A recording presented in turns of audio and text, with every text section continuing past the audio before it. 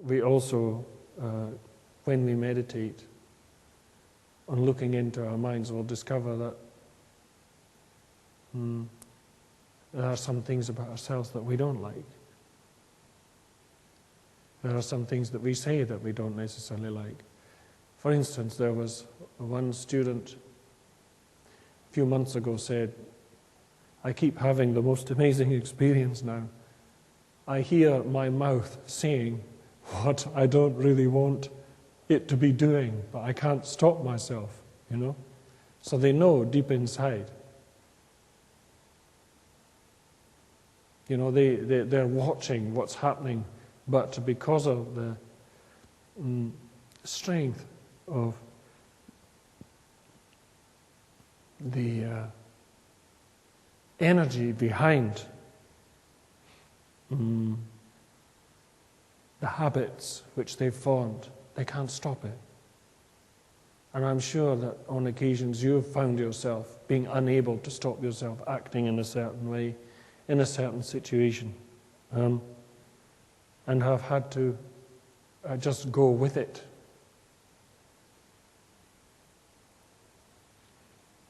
But I mean, the idea of actually seeing this happen is a good thing, because it means that you've become really aware of it. But I thought it was quite strange and also quite amusing to hear someone say it, you know. So this idea of our spiritual journey and our spiritual path, we have to be able to understand that this is a process which we have to go through, which takes time, just in the same way as for us to become the way that we are today and right now took time. And it took the build-up of repeating actions over and over again, and repeating the way that we think, and repeating our emotional patterns, and being influenced by our past and by our feelings and all this kind of thing. So this is not something which is going to just happen immediately. And that's why in the prayers it says, it tells you where all this came from, because the meditations and the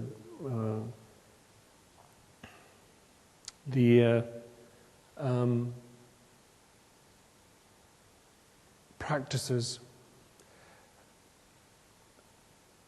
we have to kind of understand, when we talk about meditation, we're not just talking about sitting on the cushion. Meditation is multifaceted. Meditation is about everything that you're doing, everything that you're thinking, everything that you're saying, every physical thing that you do.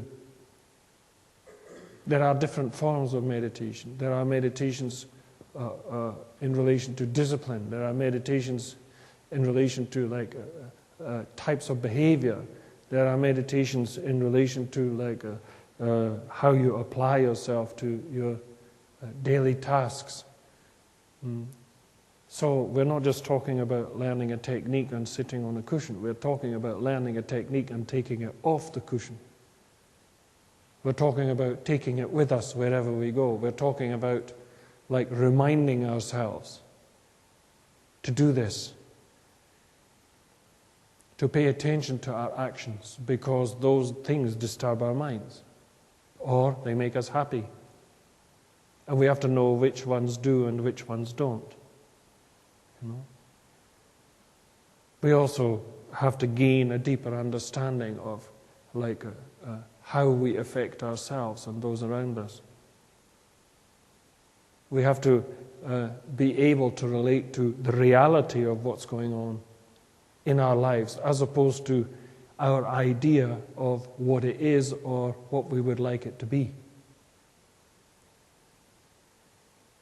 We have to be able to relate very clearly to what's happening to us, to what we are doing, to what's happening around us. We have to develop skills in relation to our own actions. We have to relate to skills in relation to our actions in relation to others, how we act, how these actions are affecting our mind, how they're affecting our environment. So we're not just talking about personal skills, we're talking about interpersonal skills, we're talking about understanding the real meaning of what's called Dharma, Chu in Tibetan. Dharma and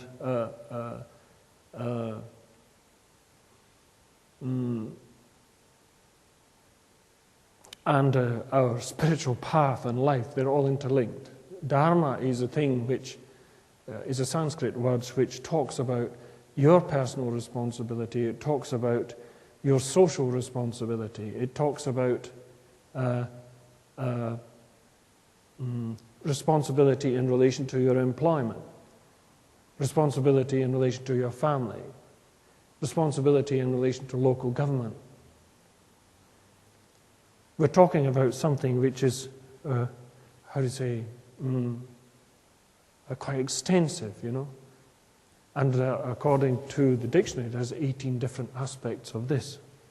In ancient Indian society, Dharma was to do with both your behavior in the political sense and also in a personal sense. So when we talk about politics, then this means politics is a relationship with our family, our friends, our acquaintances, with our colleagues, you know, with those who do us harm, all this kind of thing. So when we talk about Dharma from the point of view of being a Buddhist, we're talking about Buddha Dharma. So we're being specific in the sense of we're talking about the Dharma that the Buddha spoke, because that's what he did. None of it was written down until afterwards. He spoke to everyone, communicated with them in accordance with their needs, because he was talking from the point of view of natural intelligence or enlightened mind, which is able to relate very directly. It's not filtered through our senses and then we kind of have opinions about things or make judgments about things. It's very direct experience. There's nothing there apart from the experience itself. And kind of this response of natural intelligence. And the spiritual path is about awakening this. It's also about making you aware. And it's about moving away from selfishness to being more kind of interested in the welfare of others. The less selfish you become, the more space there is for others. Which means there's more space for you to, operate in, if you like. There's more opportunity because you're willing to open up to others and not be tight and closed in on yourself. And without fear or without any anguish, you know.